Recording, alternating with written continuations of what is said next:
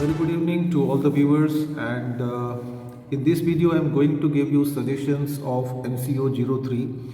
And my dear friends, these are only my suggestions, so you are also requested to study by yourself and the other study materials that you have, including IGNOU study material. And the topic and the chapter that I'm going to give the suggestions in this video is a bit tricky one: research methodology and statistical analysis. The subject code is MCO03, and this subject is bit, very tactical. Lot of maths are there, and in fact, the IGNOU has also changed its strategy. The planning, the marks strategy. So that also you have to take care of. And these are all the chapters that we are going to cover. So there are 19 chapters, so it's not possible to cover in just in one video. So I'll be taking two videos for this, part 1 and part 2. So this one is a part 1 video, and without wasting any time, let's start with unit 1. Unit 1 is on introduction to business research. Now, one thing more that I have a lot of previous videos on MCO032, so please watch them also. I will share the link and in the description box, and even you can get that on the right hand side of your screen. Okay, so you should know what is business research. Now, it is systematic study of a problem to find the solution, in very simple words. So wherever a business organization faces a problem, so it tries to find the solution of that problem, and for that it conducts research. It spends a lot of money for that.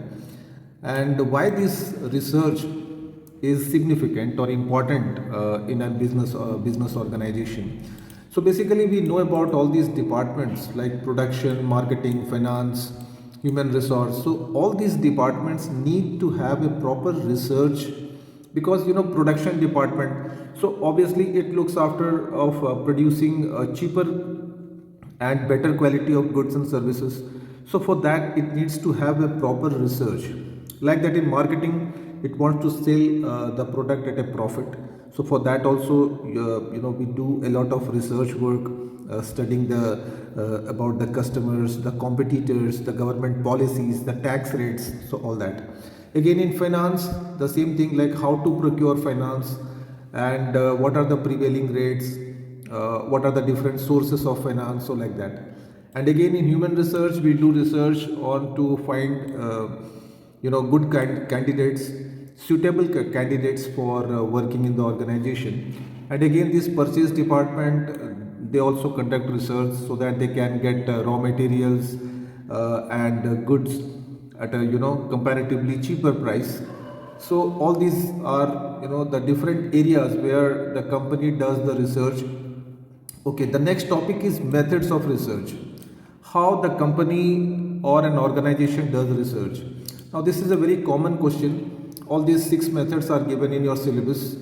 The first one is survey method, the second one is observation method, case method, experimental method, historical method, and comparative methods. So these 6 methods are generally used to carry out research.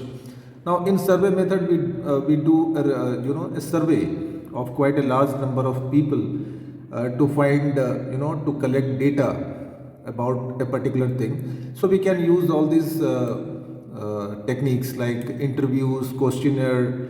So all these things we use in survey method. And in observation method, now we observe people, like how they behave in a particular situation, and we record the behavior of those respondents, and accordingly we arrive at a solution of the problem.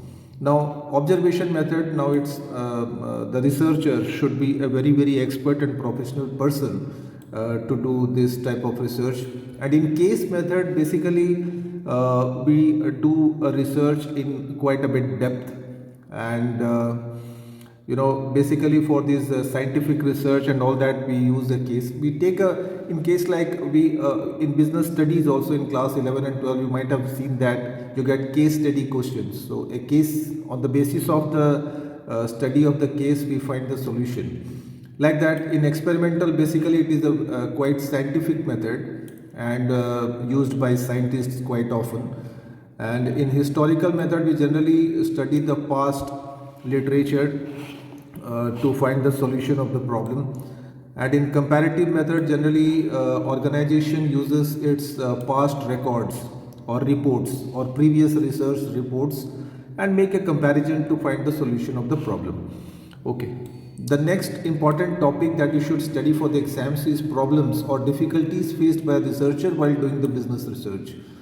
Now, as far as India is concerned, there are not well qualified and trained researchers who can carry out research properly. And many organizations consider this research as a useless activity. And some small organizations, they do not they just can't afford to do research for their due to lack of finance. And most of the people in India are bit old fashioned people who do not believe in doing research, so they want to go with their customs and traditions. And one more difficulty is that, like, organizations in India do not share the right information, the truth information to the researcher.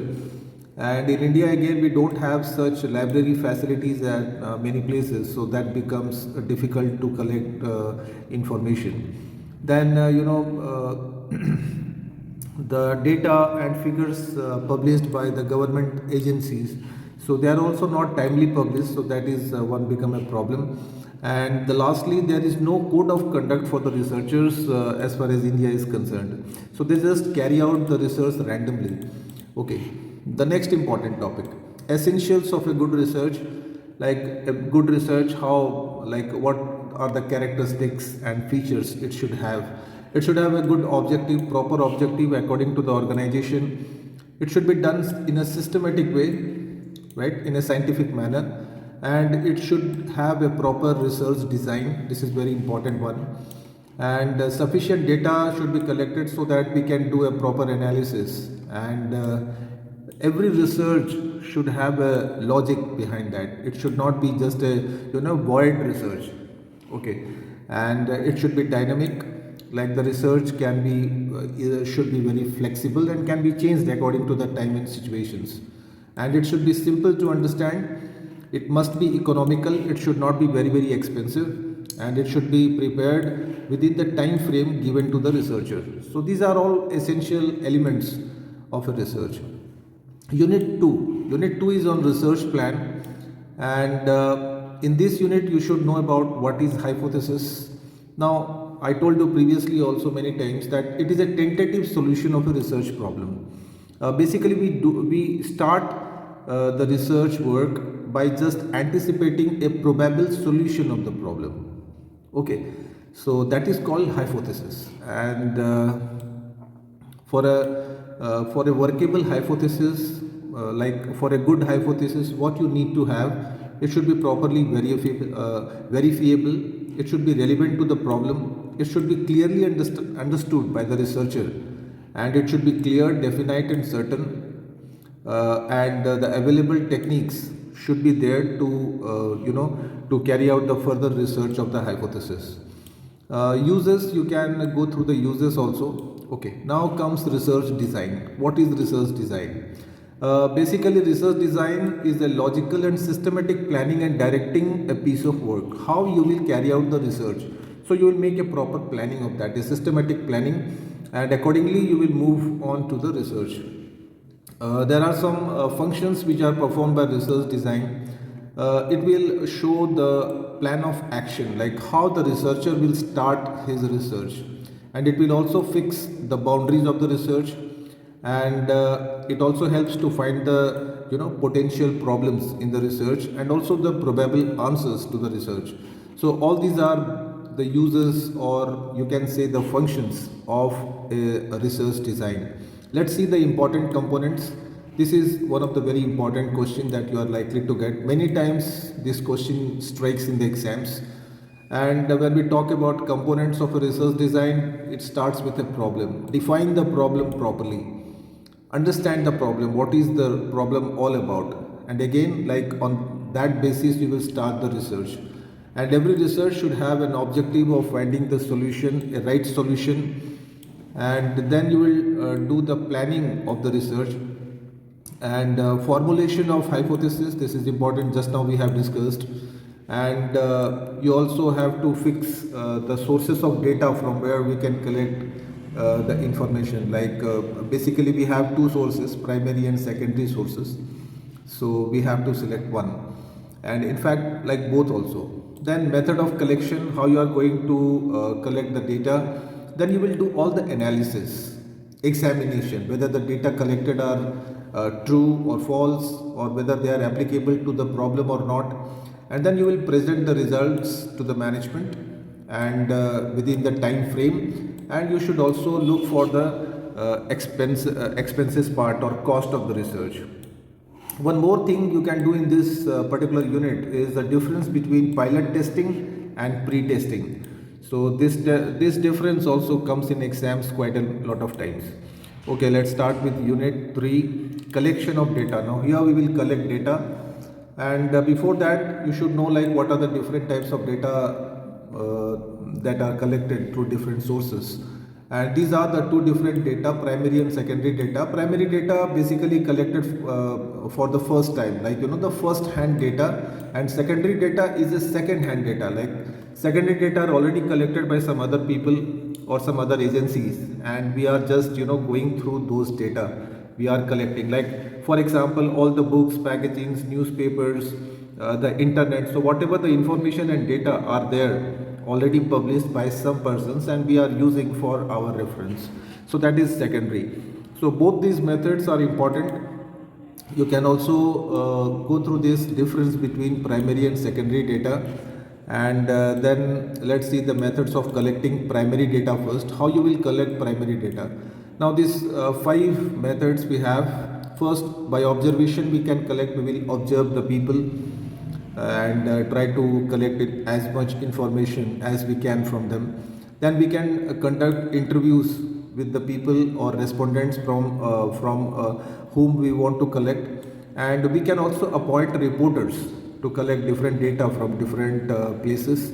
Then we can design a questionnaire, a list of questions that are sent to the respondents, and requesting them to answer the questions. Then we have a schedule. So all these 5 methods, which are the basic methods of collecting primary data, and all these methods have their own drawbacks and advantages. So be very this is a very common question. Quite a lot of times it comes in exam. And one more question, like before designing a questionnaire, before putting up a list of questions to the respondents, you should know like how you will design the questionnaire. The first thing is covering letter should be there. Then a minimum number of questions should be asked so that the respondents do not get bored up. Okay, and the questions should be simple and very short so that the respondent can easily understand the question and answer accordingly. And the questions of sensitive and personal nature should be avoided, because people generally hate answering these questions. And the question should not require any such complex mathematical calculations, so that they stuck up with that. Then the question should be logically arranged.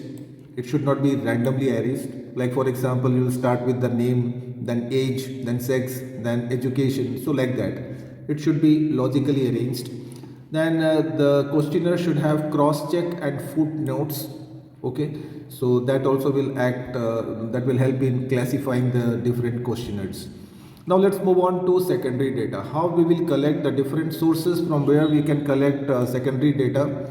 It's very simple. Only 3 sources are there. One is published sources, where we can get data from government publications, then international publications, then publications by various committees and commissions, and some private publications. So these are published sources. And in unpublished sources sorry, we can collect data from research institutions.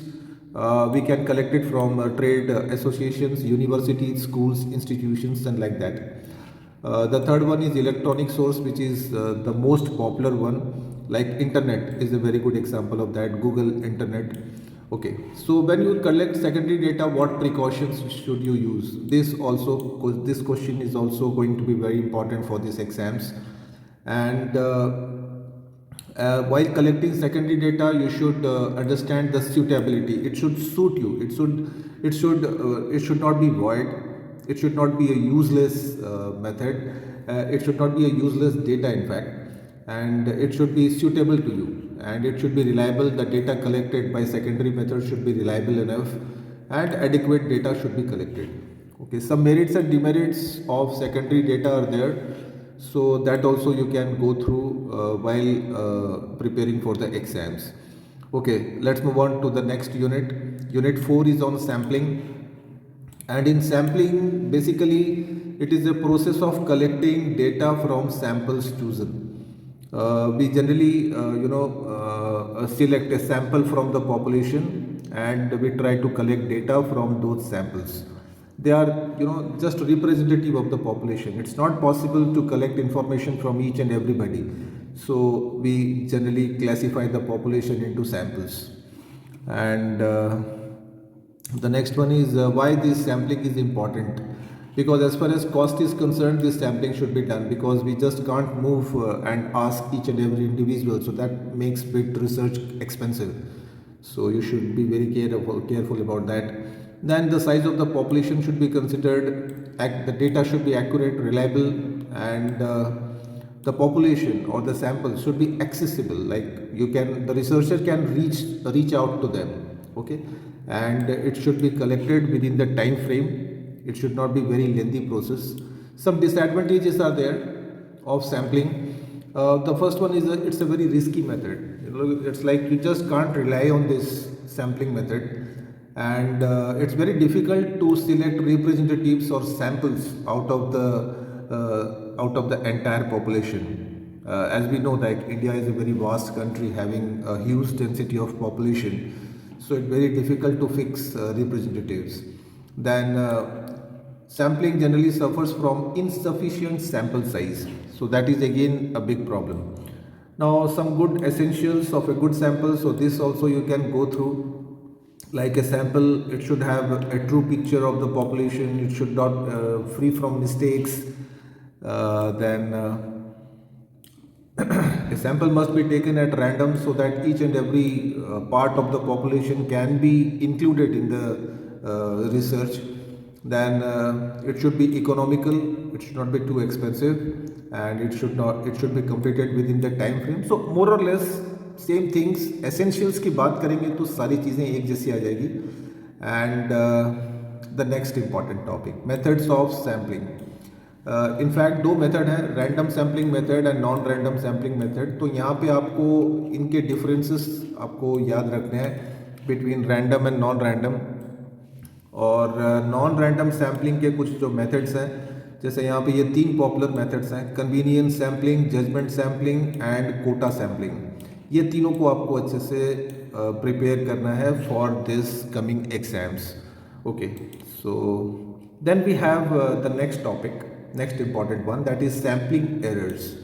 Because while we collect samples from out of the population, so generally researcher does a lot of mistakes, so they are called sampling errors. And now it can be of two types, sampling errors and non-sampling errors. So these two errors and their meanings. Now in sampling errors, the main source of error are sample size and sampling method. That means we have problems in our own technique. Okay, it is the problem, it is the mistake of the researcher. And in non-sampling error, basically it arises out of research design and mistakes in doing the research. Now again, like this, non-sampling can be of two types, respondent errors and administrative errors. When in respondent error, what happens, the respondent or the interviewer, he doesn't give true information. So that becomes an error. And in administrative error, basically here there is the error occurred due to improper administration of the research process. So these are all administrative errors, and we can reduce these errors by proper designing and executing the questionnaire. Now this is very important one. and we must choose a suitable and appropriate sampling method to do research, and we should have sufficient or adequate sample size, because sample size is quite important, and we should employ trained and competent researchers who can do the research properly, and we should also take care of this editing, coding and interpretation of the data. So these things can reduce the errors. Okay. Unit 5 is on measurement and scaling techniques. Now here we will try to measure or scale out the research, the data. And basically we use this levels of scale. The first one is nominal scale. The second one is ordinal scale. Then we have interval scale and ratio scale. So these generally 4 levels are there. So basically we start with nominal and end with scale. So nominal, I have also explained this topic quite a number of times in my previous videos in detail. So please kindly go through them also to have a complete understanding of the concept. Then these are all scaling techniques. Like these 4 techniques I have mentioned. One is a paired comparison. Second one is rank order, and third constant sum scale and Q sort scale. All these are very important one. And out of this, the second one, rank order scale, you might get this in short note also. So be prepared for this. Okay. The next one is okay. So we'll move on to unit 6, processing of data. Now here let's see what topics you should study and prepare for the exams. Basically, when we process the data, we go through these 4 steps. First we will edit the data, then we will give a code to each data, then we will move on to classification, and lastly tabulation. तो this tabulation, classification, ये सारे बहुत important हैं, and ये ज़्यादातर long question, short questions दोनों में आ सकते हैं. About editing and coding you just go through this, not very important. बहुत बार तो एग्जाम्स में मैंने देखा नहीं है, but yes this classification and इसके बाद में जो है टेबुलेशन, ये दोनों बहुत इंपॉर्टेंट है. क्लासिफिकेशन का मीनिंग देख लेते हैं पहले. It is a process of dividing the data into different groups or classes according to their similarities and dissimilarities. Very simple definition. जो पूरी डेटा हम लोग कलेक्ट करते हैं थ्रू सैम्पल्स, उसको हम लोग डिवाइड करते हैं डिफरेंट कैटेगरीज में, डिफरेंट क्लासेस में, डिफरेंट ग्रुप्स में, जिसको हम लोग बोलते हैं क्लासिफिकेशन. नाउ ये जो क्लासिफिकेशन होता है, डिफरेंट टाइप्स ऑफ क्लासिफिकेशन कर सकते हैं. जैसे यहाँ पे ये भी बहुत इंपॉर्टेंट है क्वेश्चन, बहुत बार एग्जाम्स में आता है. And the first one is geographical classification, which is done on the basis of places or geography or demography. And the second one is chronological classification. Chronological means date wise. As we collect data, we will record that according to the dates, जैसे कि हम लोग accounts में करते हैं. And then we have qualitative classification, जो quality को लेके होती है, जैसे honesty, beauty, intelligence, literacy, all that. And quantitative classification होता है on the basis of quantity. Okay, जैसे कि हाइट, वेट, एज, तो इसके बेसिस में जो क्लासिफिकेशन होता है that is called quantitative. Okay, now let's move on to tabulation of data. Tabulation of data एक अलग से चैप्टर भी है at the end of this subject.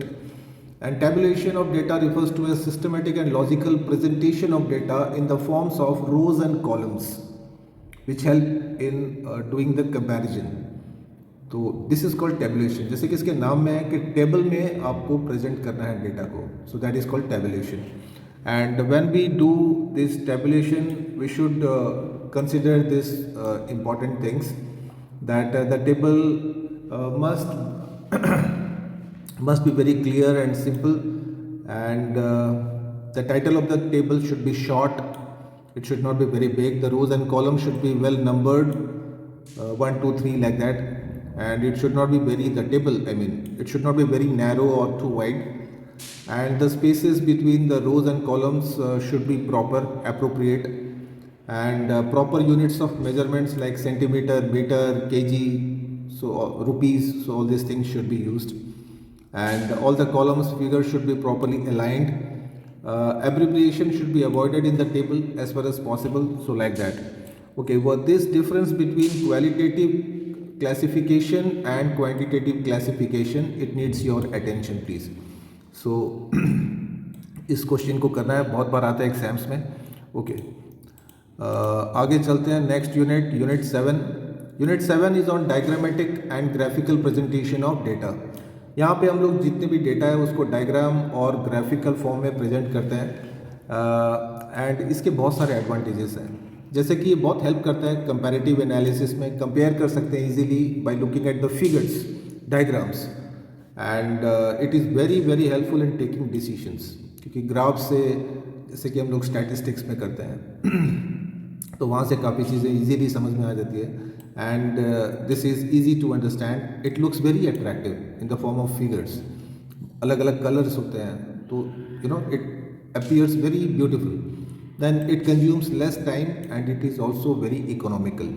And basically it is error free. बहुत ही कम chances हैं errors के. And सबसे बड़ी बात है कि it is useful for illiterates. That means uneducated people. They can also understand a bit by looking at the diagrams. So these are all diagrams we use.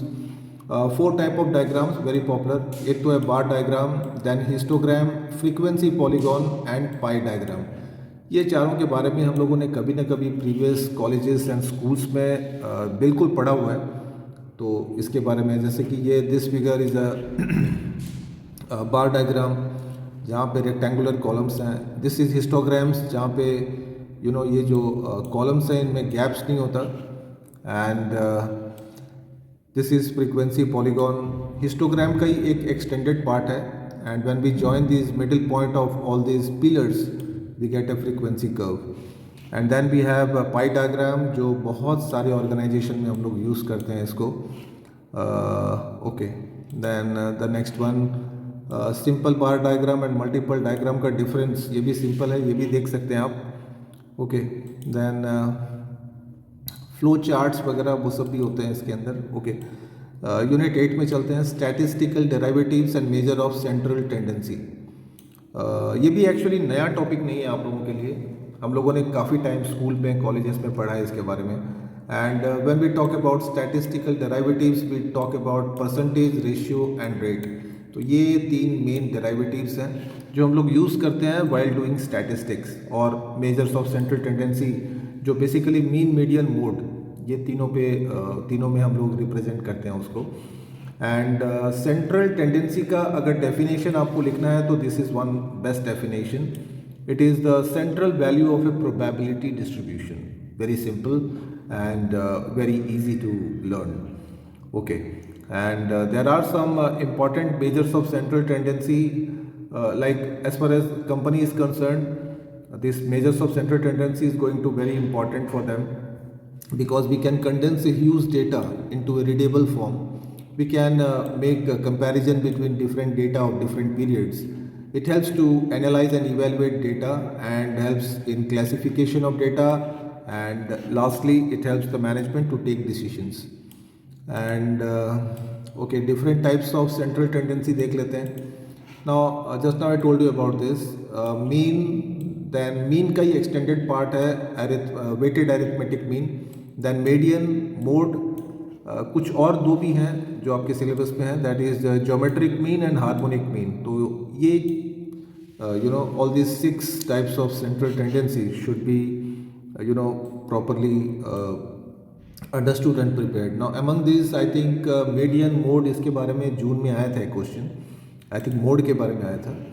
So you should prepare arithmetic mean. What is this arithmetic mean? And in very simple words, it is equal to the sum of the numerical values divided by the total number of observation. So it is just an average of the variables, and these are all formulas we use to calculate mean. So this also you can mention. Exams में आपके लिखने आती हैं properties of arithmetic mean. तो इन पे आपको ध्यान देना है. और ये advantages and disadvantages. So all these central measures of central tendency के एडवांटेजेस एंड डिसएडवांटेजेस आपको बहुत अच्छे से प्रिपरेशन करने हैं. एंड वेटेड अरिथमेटिक मीन पे आपको न्यूमेरिकल मिल सकते हैं एग्जाम्स में.